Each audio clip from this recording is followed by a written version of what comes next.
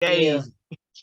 So welcome to anybody who's joining us. We played Fred Hammond's "You Are the Living Word," and he describes Jesus as the living word, that we call Jesus many things, but to him, Jesus is the living word, what Jesus has said, what Jesus's life is. Then I spoke about Paul, and Paul was Saul, and he was from, I want to say Tarsus or Greece or whatever. It wasn't clear to me when I first started reading that if Paul actually knew Jesus or he had actually seen him.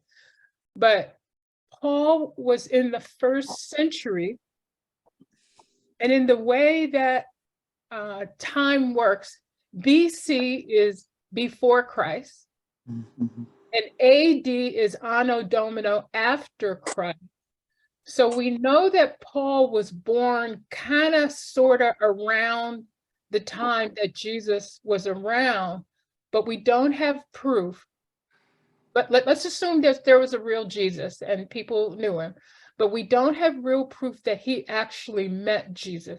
But Paul became a saint, and he was considered a disciple of the Christ. And so if Jesus came, Jesus was prophesied to come. The Hebrews talked about there's this Messiah that's going to come. Muslims talked about a Messiah. Everybody who was anybody that was into anything, a Messiah is going to come. It's going to be great. It's all good. Anything that you worried about, this Messiah is going to take care of it. So when Jesus was born, it wasn't that they hadn't heard about the Messiah, but people had to get to know Jesus for themselves. And in the Old Testament, the Hebrew culture and language, the relationship with God was very much, this is the law. If you want to be close to God, you better follow the rules. And that the countries and the geographical places, God was a king and a ruler. And if you were a cleric, if you were a leader in the church, you also had a ruler in your village or your state. And that when Jesus came along, it was kind of a different idea that you could be a leader, a king, a servant, but that people would want to follow you because you were just so adorable, just so wonderful. People would just find you charismatic. And even if you didn't follow the law, you hang out with Jesus, you're going to be good in with God. Okay. So remember in the song, it says, born in a manger, you died to save humanity. That was a concept that not everybody agreed with. Today, we call it substitution. Jesus died because you were an asshole, and he took the heat for you, and you were a hot mess. And since he did that, you were substituted for sin. That's a later concept. But before that, this idea that Jesus was so in love with you and you were so in love with Jesus, that's what it was about, that it was about love. You would fall in love with God. You would be at one with God. And so it's not that there wouldn't be sin, but it'd be like, everybody sins. What is the big deal? The big deal is that you would be forgiven. You'd be woke up. You'd wake up and say, holy Toledo, I was a mess. And now I'm better because I've come to know Jesus. I've come to know this charismatic leader. So let's go back to Paul. Can you imagine you wake up one day and this person comes into your life, you fall in love with this person? Let's leave love loose for a minute. And meeting this person changes your life, right? It just changes your life. And you say, I like Jesus, I'm in love with Jesus, and I want the whole world to know about the gospel, and I want everybody to get to know Jesus the way I know Jesus. But we don't have Zoom, and we don't have phones, and telegrams and watch slides and walking 10 miles in the dirt is a big deal. So Paul developed this notion that part of his role as a follower of Christ is that he would write letters to people.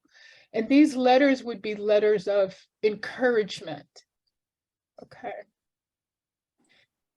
And he didn't live in Bethlehem or Jerusalem or whatever. He kind of lived in this little town, but he knew that people knew about the Jesus, the Messiah that was born in a manger. The debate was Nazareth or Jerusalem or whatever. We won't get into that. But to be a Christian was like kind of what we're doing on tonight. It's Tuesday night. We're hanging out with Dale. Sheila's parents said she could come. She really didn't want to be at work. It was really like what we're doing. And the early Christians got together and they just talked about Jesus or what they had for dinner or didn't have for dinner. And so it wasn't like it was a movement. It was more like a gift of attraction. And because they weren't all together and there wasn't a big church, remember I said Anno Domino. So let's say 15122 Brandywine Road. Paul died around 90 AD, 84, 90 AD. I looked at different, trust me, I looked at a lot of different places. He didn't have a death certificate. There wasn't a census at that time, but they think he died around 80 or 90. So he was telling them about someone he had heard about, but these little Christian cells were in different cities with different languages and different beliefs. And one person said, that's not the real Jesus. He's like this. And no, but Mary was this and this. And there was all this, arguing about who the real Jesus was. And, well, did Jesus really say that? Did he really die? And so if you go to the rabbi would say, well, yeah, I've heard about Jesus and he may very well be the Messiah. Well, did he die on the cross? Well, look, if he died, then he couldn't be, he's God, right? No, he was a man. So people would argue about all these things. But this little group, like there's a group of us tonight, there's 7 of us tonight, we're not going to argue about Jesus, but we're just going to say, this is what Jesus did for me. Or this is what I heard about. And so Paul would write these letters. In the Bible, when I say in the Bible, remember it's not just one Bible. It was a whole bunch of Bibles. Translation. And in the first century, they didn't have one Bible yet, but they did have the Torah and the Talmud and the Old Testament, and people added on to the Bible. And one of the theories is that Paul was a good letter writer and he was a good missionary. He had the good news, but he kind of tailored it to who he was talking to. Okay. So as Paul became more successful at convincing people, you really should hook up, not just with Jesus, but you should hook up with other Christians. You should kind of hang out with Dale, hang out with Sheila. Josh is a little, he's kind of into sports, but Josh really knows about blah, blah, blah. So it was the gift of attraction. People had these little cells where they got together and Paul had this idea that it would be easier to be a Christian if you were in community. If you were in the beloved community, you would be able to enjoy it. You would be able to put up with those nitwits at work. You would be nice to your parents. You would not kick anybody on the metro. You would you would be a better person having known Jesus, knowing about Jesus, but also knowing about the community of believers who believed in Jesus. And one of the other theories is this. And this is where I get mad at Dale. I said, why am I buying a book about the first 1,000 years as an early Christian? That dang Dale. Because since I was a child, I was always very curious. My parents would say, why? Why did it do that? Did it? Shut up. Just because. Oh, okay. But Mom, why? Can you take me to the library? I just got to know these things. And, well, what's this poem about? You know, it's like, I've been this way my whole life. It's not getting better. It's getting worse. But what I'm finding is that before it used to bother me. Now I'm just like, buy the book. How hard could it be? First 1,000 years of Christianity. I can't read it all today, but I can skim enough so that when we have Bible study, I can sound intelligent, or at least I can answer somebody's question. So in this first century, Paul was attributed to writing letters to people. But then, just trust me on this one, they decided that Paul couldn't be all of that and a bag of chips. Come on now. How many letters could Paul write? Really? Okay. So they know that some of the letters that they say Paul wrote, and the style that he wrote, he didn't really write that many. He didn't really, but he wrote a bunch of them. And that even if he didn't know Jesus personally, he wanted to convince people, he wanted to be a missionary that said, if you knew Jesus, your life would be changed. And so I want to be your pastor and your shepherd and your teacher. And I want to teach you like I was all of that and I knew Jesus and I'm acting as close as I can with great humility to Jesus. And that if you follow me, it's like following Jesus because you're going to have a changed person. So when Paul wrote letters as he got older, I'm not saying he had dementia, but somebody would say, well, that letter is the same one that was in Acts, or that was First Corinthians, or they rewrote it like that. So if you're taking Bible in 90 days and you say, wait a minute, didn't I just read that? Yes, you just wrote it. So they rewrote it to sound like it was Paul. He wrote like 36 letters. Yes, yeah, that's I did find that he personally wrote. I'm going to read it to you. Oh, they're saying he died circa 62, 64 after Christ. I saw some places where it says almost 90, but they said of the 27 books in the New Testament, 13 are attributed to Paul, and approximately half of another. So if you look at Acts, Acts tells you how the disciples are supposed to behave. Okay, he was very militaristic, like some people we know.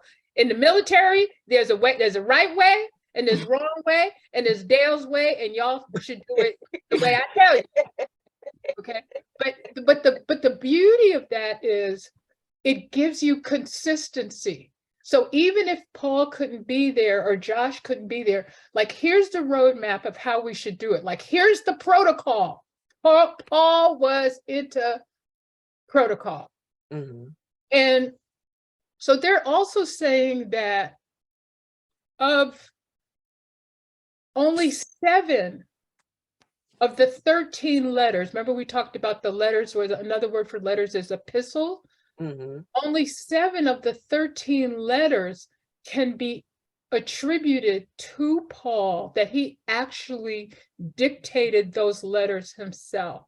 And that if you look, I know y'all are going to stay up all night because this is so intriguing, but if you look at Romans, 1 Corinthians, 2 Corinthians, Galatians, Philippians, Thessalonians, some others that I can't pronounce, guess what? Those are not plagiarized, but rewritten versions of the original 7 that Paul wrote. So towards the end, as Paul gets very popular, and maybe Dale can look at my screen, and if not, I'll send it to you in the email. Paul was such a charismatic figure, and he got all these little cells going all over. The leaders in the towns, maybe the Christian leaders or the Hebrew leaders or the Muslim leaders, they said, we got to put a stop to this Paul thing. He is just causing love and rabble rousing, and people are eating dinner and just having fun and not paying attention to us. So they put Paul in prison. And some of the most powerful letters that they said Paul wrote was when he was in prison, and he was literally chained to the wall. Mm. And people would come to visit him and say, Paul, we don't know what you're doing. We're going to pretend we don't know you because we may end up in the lockup like you. But what you're saying about Jesus and your passion for Jesus is so infectious. Don't be mad of us if we say we're not Christians, and don't be mad of us if we say stuff that you think is stupid. But we promise we're gonna keep the message. And does anybody know how Paul died? No, I'm not sure how he died. They chopped his head off. They were like a bunch of mean people. You know, if you hear that term, don't kill the messenger. Yeah. Back in the day, in the first century and before that, they loved cutting people's head off and doing all kind of mean stuff to them, because they said, if we cut your head off from your body, then that will stop the message. And of course, that's not true. That made Paul and many other people like Jesus. Mm-hmm. It actually elevated them and made them more popular. So if you think about this weekend, we like Martin Luther King better because they killed him. Okay.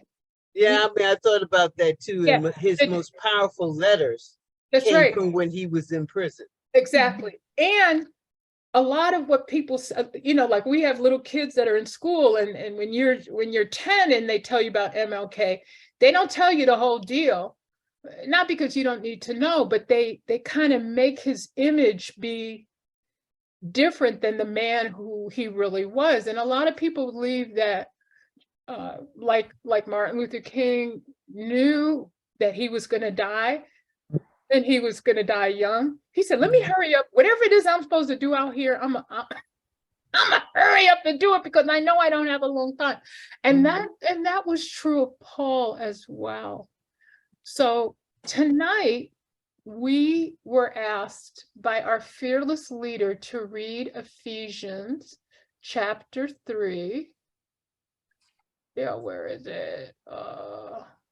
I got it in the Message Bible here. Okay, so if you pull it up, if any of you pull it up, could we at least read Ephesians chapter 3 and the verses that Dale assigned us to read? Okay, let me pull it up on the web here real quick in the okay. If you any specific version? Well, any version that you all like at hand. I mean, any of you who have it close by.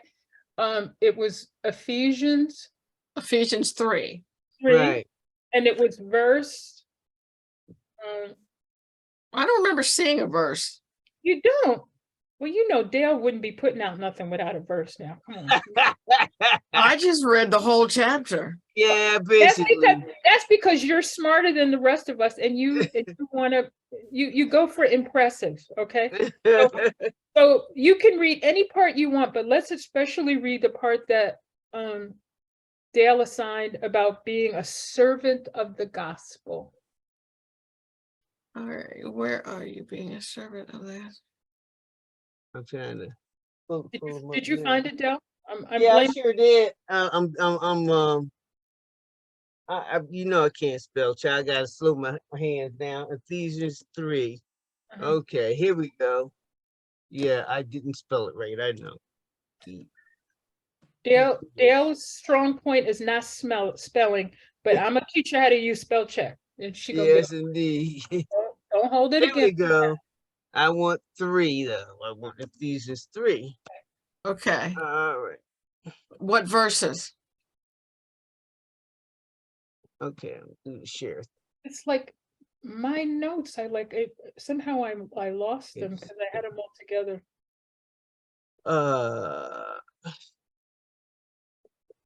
Of course, I wouldn't have the daggone thing up real quick.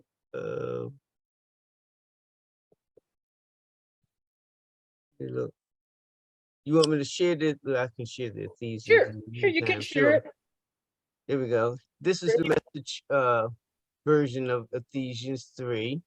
Okay. And what was the verse that you wanted us to read? Did you find that yet? That's what I'm trying to pull up now. Okay. I'm The rummaging through my drive. reason why it's important is we're going to get back to this notion of about being the servant of the gospel, being a server, a Mhm. servant.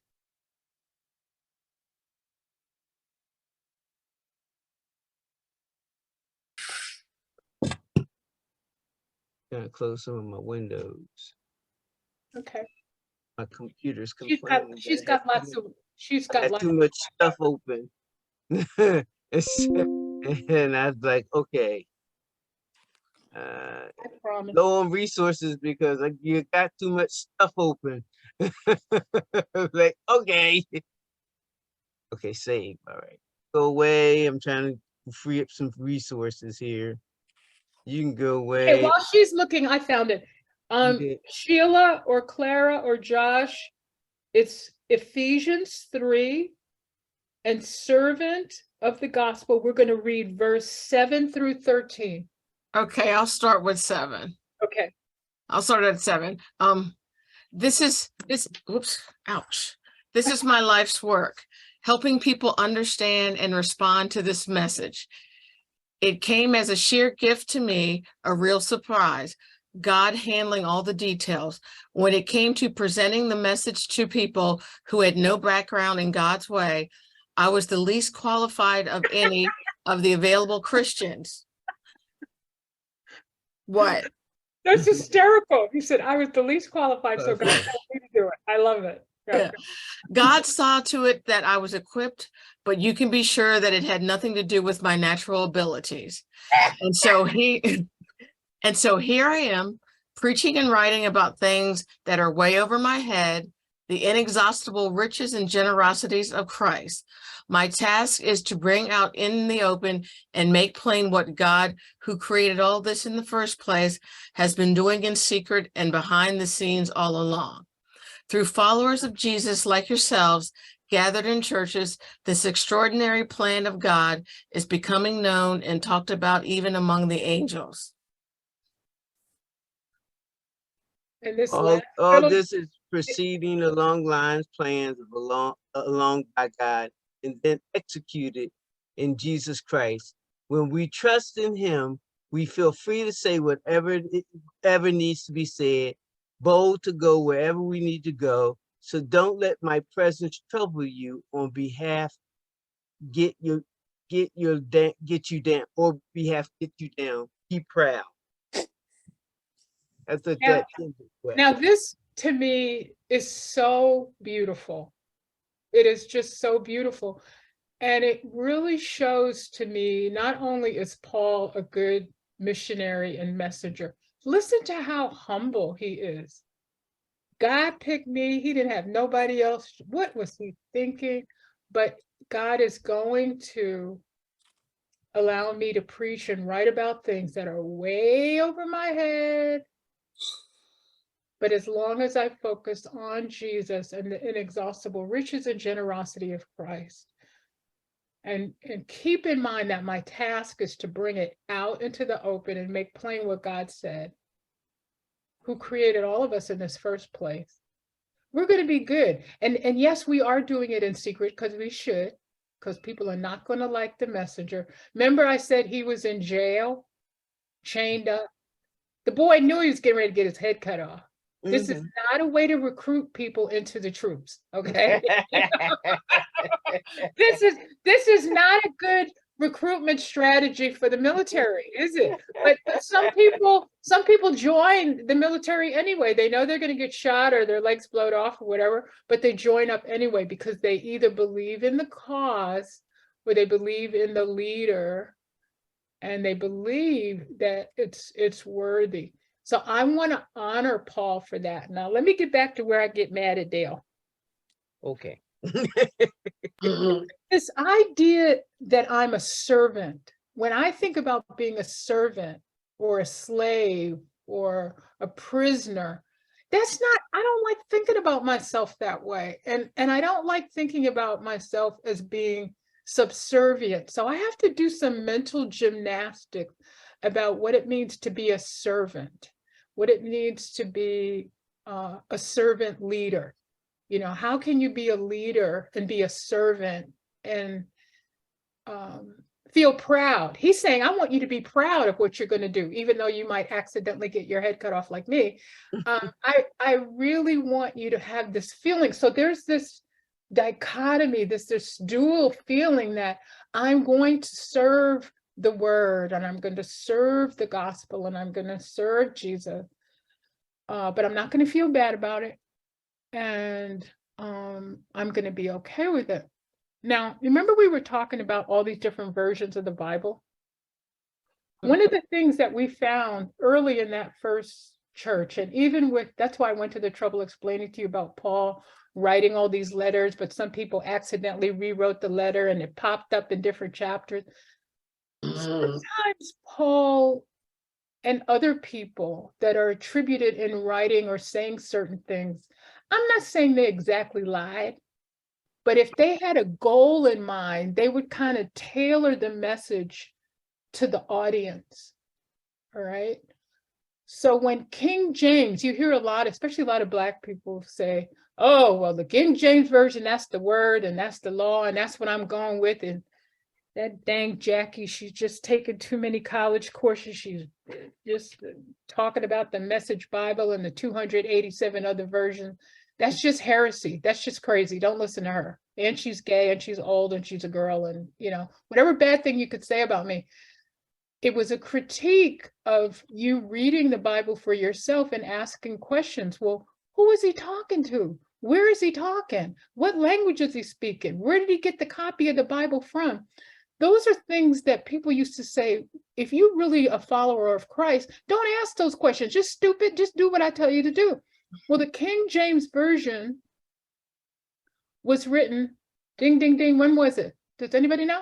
When was that version written? I think it was in the 1600s somewhere, if I recall correctly. Okay, Clara wins the sweet potato, cabbage pie. When you gonna have? Oh, I'm sorry. Wins 16. I think it's 1607. Something like that. Did I just not tell you? I read the dang book on the first 1,000 years. There was no King James Version until 1,607 years later. And King James woke up one day. He was mad at a whole bunch of people. I mean, just a whole bunch. We won't dwell on him. And he said, I'm the king. I'm gonna be head of the church. Forget Rome and all this other Christians. I'm gonna be head of the church. I'm gonna write my own Bible and I'm gonna get it print up and I'm gonna send it out to everybody. And if anybody messes up on the words or misspells the word, I'm gonna chuck their head off or fine them or, I mean, he was ruthless. And guess what was happening in the 1600s? You can close this deal if you want to. Okay. What do you suppose was happening in the 1600s? Well, there was I'm gonna take a wild guess. Power struggle. yeah, there was a Power struggle. How about colonialism, slavery? Let's kill all the Jews, and if after we kill all the Jews, let's kill all the Muslims because they taking over everything. And Rome is big, but Rome isn't as big as France or England or whatever. And James said, I don't like this wife. I think I want some different wives. And they said I could only have one. Let's kill one of them and get me another one. You know, so they were just kind of making up the rules as they went along. But this King James Version was the parallel version of the Bible that wanted people to behave and be a servant and be a slave. That's where all the stuff comes in about Lord and Master and I'm not worthy. Jesus is the Master and the King. They didn't have all of that before. They didn't have all of that before because Paul and other Christians were trying to push Jesus as a lover, someone that no matter how bad you felt, Jesus give you 5 minutes, even if you know they're going to cut your head off in a few minutes, you go singing on with the angels because Jesus was you. What's that shirt you got, Dale? Dale got a shirt that say Jesus, my homeboy. You know, Yeah, I do. it's this notion of Jesus as a friend, a comforter. It didn't matter if you were Jewish or Muslim. If they kick you down in the metro, you say, that Jesus, he's my friend. I know he's there somewhere. He gonna help me. And I'm trying not to hurt anybody, because these are the lessons that I've learned about love and about who God is. And yeah, maybe it's not exactly true that he was dead on the third day. I know that was like a far-fetched story, but I really love that story, and I'm gonna keep telling it wherever I go. And girls are dumb and they're not good for anything, but the women told you he's not dead, he's not there, he's gone again. We saw him fly up with, it's like these are great stories and great, they make you feel good, and it makes you feel like you can do so. So let's get back to why it was annoying. One of the things that they did with the Bible is that when these people decided that it was okay to make slaves and, go to your house and steal everybody and say, oh, you're a heathen. I don't like that Talmud thing. This idea that you could control people and you could control people with the Bible, and that the king and the worshiper was your gateway to heaven. This is how the Bible was used. And I have, some of you know, I'm not a veteran. I probably wouldn't make a good military person, but You come close enough. not most of I retired from a military hospital. So I have a great love for veterans. They're hysterical, but they've always taught me a lot. And one of the things they teach you in the military is well, you don't have to like all the details, but there's a reason why we want you to do it a particular way. But if you see someone that's doing something wrong, don't come back and tell me, well, I did it because he ordered you to. Excuse me? That doesn't fly well. They want you to be able to challenge if you believe there's a bad order, or if you think that something's not working. They say, use a chain of command. We have a chain of command here. And I used to love that about them because I had never had that exposure. So one of the things that they say in the military is, okay, here's the manual, here's the guidebook. Let's get everybody to the point where they could read it.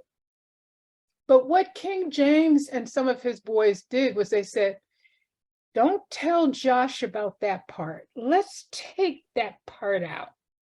So some of the versions that we see around the time of the missionaries, that missionary colonial period, is that they said, even though they went to places where people were already Christian, but they would say, the Bible that you're reading, that's not wrong. Or you don't really need to read that. Just ask the priest. The priest will explain it to you. You're not very bright. You must not have your glasses on.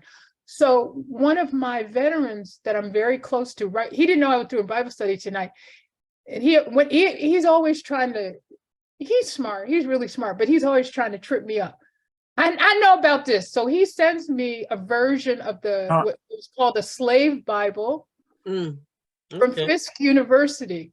Okay. And these British missionaries in 1807 created a Bible that they took with them to the West Indies. Some of you know, half my family's from the United States, but the other slave part came from the West Indies.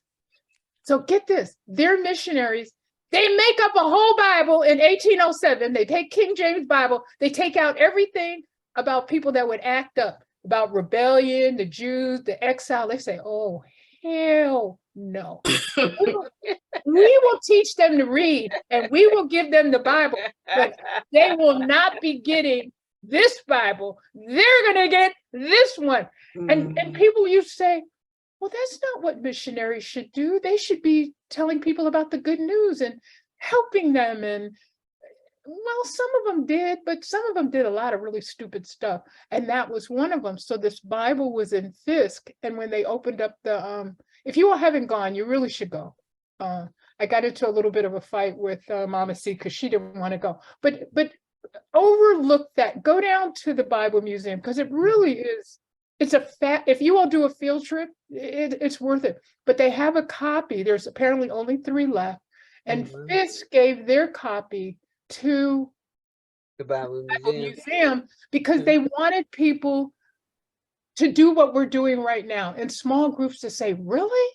Did that really happen? Did they really do that? And they wanted to question, not so much question Jesus, but how Jesus's message of love and hope in the gospel was used in a way to enslave people and to create lies, not just about God, but to get you to cooperate, get you to think less of yourself so that they could control you and get you to behave in a way that they thought was culturally appropriate, whether that was, I want you to pick all this sugar cane for free.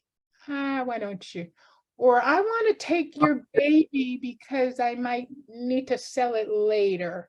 Or you can have a baby and I want you to have a baby at the same time as my wife, but my wife can't nurse her baby, so you can nurse my baby. And it's in the Bible, so you should be a servant. And it's a good thing to be a servant because that's how you're going to get into heaven. You see how you can make a spin on it. So I realized I wasn't mad at Dale, but that I was having a real reaction to being a servant of the gospel, a slave. And the other thing that I reacted to, you know how and I wish Pastor Dwayne was here because I'm gonna tease him about this later. I love teasing him, and I love the fact that he is so open to conversation. And if he doesn't know something, he will say, Jackie, let me get back to you on that. Or, well, that's a good point. Or where you read that at? So we can dialogue. There are a lot of pastors that won't do that. Okay. They would have put me out of church so long ago. I would Bible study that I wouldn't be able to come in the back and sit in the back of the room.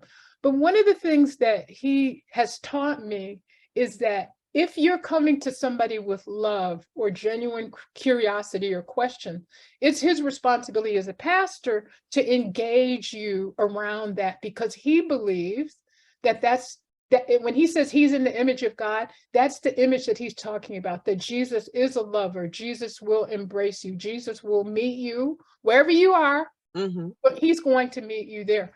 So a lot of people are upset, and Terry and is not here, but Terry and other people go, Father, I don't know how I feel about that. So the language of using he and she bothers people. That doesn't bother me. It varies. I mean, once in a while it bothers me. Once in a while. I tried. I tried once legalism on conservative Christian. They say, we're not a religion, personal relationship. No, I said, if you're not a religion, you'll be taxed to pay your money to the IRS. If not, exactly. Call yourself a religion. I got into legalism. Someone said I worship government. Yes. Now, Josh, if you don't know Josh well and you don't follow what he's saying, Josh is often legalism. Right. Josh is often the smartest person in the room, but you may not always follow what he's saying. But what Josh is saying right now, this was one of Paul's major problems. This signifies Paul's major problem. Not religious. Well, but the point that he's making about to be religious, to follow the law and the rule, Paul was up against describing a deity, a faith tradition that would work differently than that. So back to his point about when someone says, Jesus is my Lord and Savior, and I just fall on my knees, and I go like, this is really making my stomach hurt. And I'm like thinking about the slaves in the Caribbean and them beating them and raping women and, the mission, it just like makes my head like do backflips. And I want to say that I am perfectly willing to be subservient to a lover. I believe it or not, I can be very humble, and I can be humble to someone that I feel is not going to hurt me or who's working on my behalf. but be humble and know that they in to do me in and do bad things, and then read this stuff about, you mean they're going to give me a Bible? Tell me, no, we don't want you to read it. Don't read it. Don't read it. Let us read it to you. Only take this little bite and believe what I'm gonna tell you, and just run with it. Otherwise, you're not going to get into heaven, or we're going to steal your kids and eat your dog, and terrible things will happen to you. And other missionaries, this is not a sidebar, but this is the other thing that was upsetting me. The college that I went to started a lot of these foreign missions. And one of the things that used to really bother them, they would send these nice little white missionary kids out. And you know what they would get upset about? Who was naked? Who didn't have their clothes on? And who was doing stuff that they thought was culturally or immoral? They're heathens. We have to save them. Meanwhile, they're passing out diseases. I mean, when they got here, you know how many Indians we had? By the time they finished killing them and giving them every kind of disease, I mean, we went down to less than 1 million Indians. They were killing the kids, beating them, doing all kind of terrible stuff. And they say, well, it's for the love of Jesus. No, it's not for the love of Jesus. It's because you guys were doing terrible things.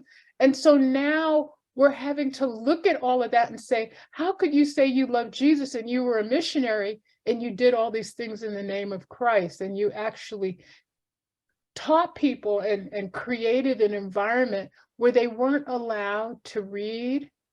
You'd get your fingers cut off for reading. If you were a nice Jewish boy or a nice white lady from the north and they found out that you were teaching people to read, that was against the law, because they were afraid that it was going to create rebellion. And this has been done over and over and over and over in the Bible. So when we read the Bible today, and when we look at Paul, can I take what I like and leave the rest? And would that be all right with y'all? Can I read? I mean, that passage that Dale asked us to read, to me, that is one of the most beautiful things in the Bible. I mean, it's just beautiful. And I can only imagine how Paul must have felt. Golly, I've heard word that they have me chained up and I think they're going to cut my head off. Let me write a note. Let me send a note out to people. And let me write it in Greek. Let me write it in the words. Let me encourage them to still have dinner with one another and to believe that me knowing Jesus for myself is worth any bad thing that's going to happen to me, and that he can be a king, he could be a savior. And even if he's not the king, even if he says, like right now, I have some tax money. I didn't pay any taxes last year. Don't ask me why. I know I should have. I'm not going to explain it. But God will like you anyway, even if you don't pay your taxes. So one of the things, and I want to give us time for you to think about this. When you read the Bible or you read the passage, we keep saying over and over again in our small community, read it for yourself. Is Jesus what's calling you? Are you reading it because this is what your parents read to you or what you learned when you were little? You don't have to be mad at them, but consider the source. And when you read something and you don't understand it, what do you do with that? Can you see, if Pastor Dwayne was here, he always said, who are you in the story? That was a really helpful way for me to study the Bible. Were you Paul in the story? Were you the guy that was rewriting it for Paul? Were you one of the Paul's ex-girlfriends? Were you, who were you in the story? So does anybody have any questions? And did anybody read anything before we talked about this tonight? And does anything else bug you about what you read in the Bible? I would say just a comment when you talked about the slavery or submission. I guess I think of as Jesus neared his death. I think it was Mary Magdalene who took the perfume and wiped with her hair, wiped him and wiped with his hair. Was it meant she was honoring him? it wasn't meant as I'm your slave, nor did Jesus treat her as a slave. Yeah. So I think of that when I think of submission to the Lord. Yeah. Honoring him with my last bit of heartstrings, honoring him in that way, not because he wants me to be a slave. He is overwhelmed with that honor. And I'm overwhelmed to give it to him. You know, my heart filled, and it's like, wow, I want to do this for you, Lord. Yeah. And I don't want to put words in your mouth, but one of the things, and Dale and I've had this conversation before in other ways, because now I've been coming to Bible study with you guys since 2015. Can you see how me belonging to this community of Christians has changed me? When I say I love Jesus, or I love you, or I'm willing to be submission, do you know what makes me feel good? I don't feel bad. I don't feel bad. So the take-home message is, how do you feel when you submit to someone else's view or someone else's view of life? Does it make you feel better? Or does it make you feel worse? Does it make you feel less than? And that little test of how does it make you feel in your body after you encounter an experience? How did you feel when you listened to that song? How did you feel when you say, I'm in this community? Kathy's not here, but one of the things that Kathy often says, it's easier to come out as a lesbian than come out as a Christian. When she first said that, that just, I had never thought about it like that before. But that is her submitting to an aspect of her identity. You know, she can be a dancer, she can be bald head, she can talk about her wife all day long, but it's harder to say I'm an out Christian. You know, my daughter thinks that gay Christian is oxymoronic. Mommy, you hit your head. And all of those people you go to church with, clearly they hit their heads, because you can't be Christian and gay. It's just not possible. You can't be raised in a different tradition, Muslim or Jewish or Hindu, and still be a lover of Jesus. Like he's like a rock star. You know, who does that? So this notion that you would lead with love and you would submit to something that you don't fully understand that will make you a better person. You know, like you won't have homicidal tendencies anymore. I won't put everybody on blast, but I've had trouble with dentists. And you know, I forgot 2 of my cousins are dentists. Okay. Do you realize I could call them and say, Auntie Jackie needs a help? Do you think they would even charge me? Okay. I'm their auntie. I'm the old gay auntie. I'm like the last of the last. I forgot. I got a hookup. I got a Jesus hookup with the dentist. I forgot. You see what I'm saying? God was there all the time. But I forgot what was always there for me. I shared in noon prayer, my daughter, she had the blessing of missing some bullets. She dodged some bullets, okay?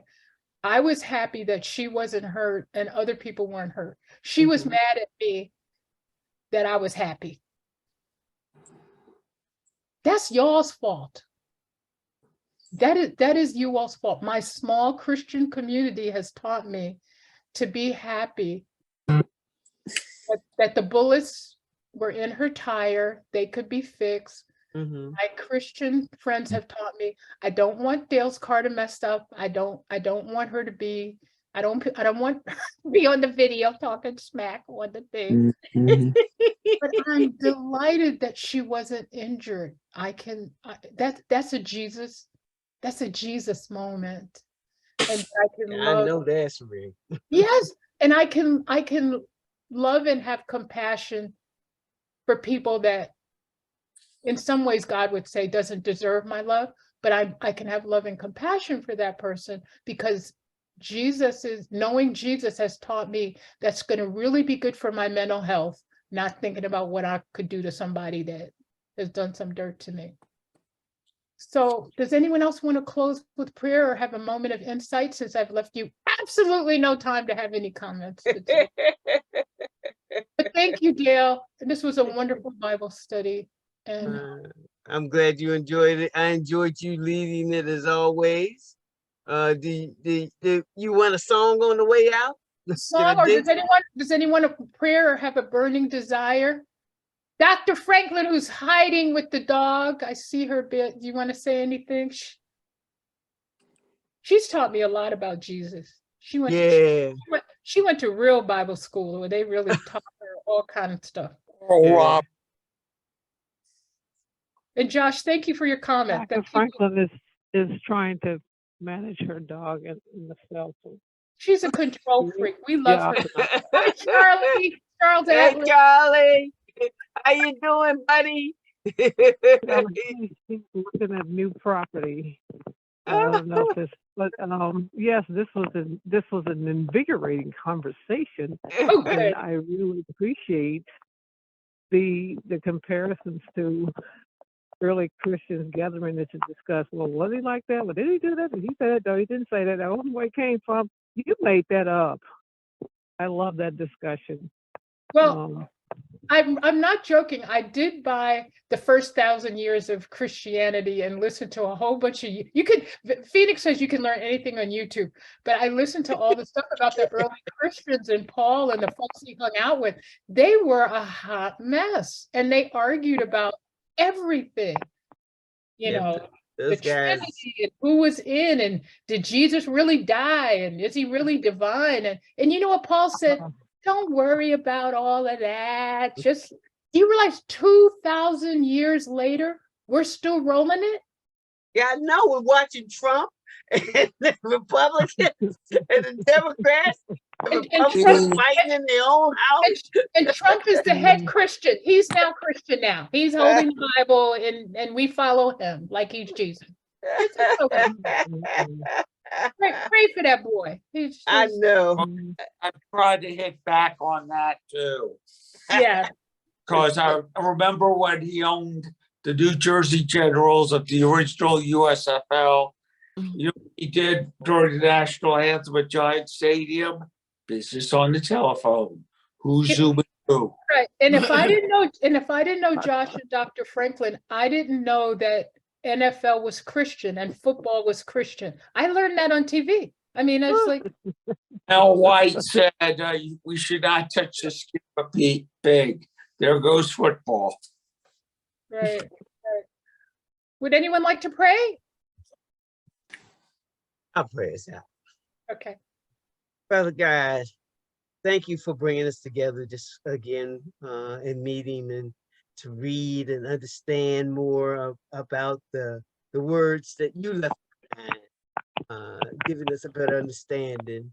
God, as we go on through this week, watch over us and our families, take care of each and every one of us, guide us, lead us, bless us. In this we pray. Amen. Amen. Amen. Thank you for giving us minds and hearts and just the wisdom to love you and to love one another and be lights in this world. Amen. Amen. Okay. Let me put in one more Thanksgiving. Thankful to God for showing me a different way at my job. It's, I think, gotten worse, but I think I'm having a better spiritual knowledge of God. So thank God for wisdom. I have no idea what we're doing here. Again, this is really, really, really above my pay grade, but thank you, God, for opportunities to grow spiritually. That's all I can say. Yeah. Yes. Thank you. Dr. Franklin, you weren't here for part of it, but last week, Cappy said, thank you for wisdom. I had to read up on wisdom. Yeah. Some of the early Christians, that's when they took the Greek god like Sophia and wisdom, that was one of the things that they prayed for all the time. God, give us wisdom to have faith and to manage people wanting to cut our heads off and get mad at us. Much. Yeah, Pretty that's much. a beautiful thing. That's a beautiful thing. Okay, love you guys. Have fun. All Love you. right. Love you. Bye. Thank you, All right. Have a blessed Jacqueline. evening. All Have a right. Thank good you, one. too. Have a good one, everybody. Bye, everybody. All right. Good night. Bye.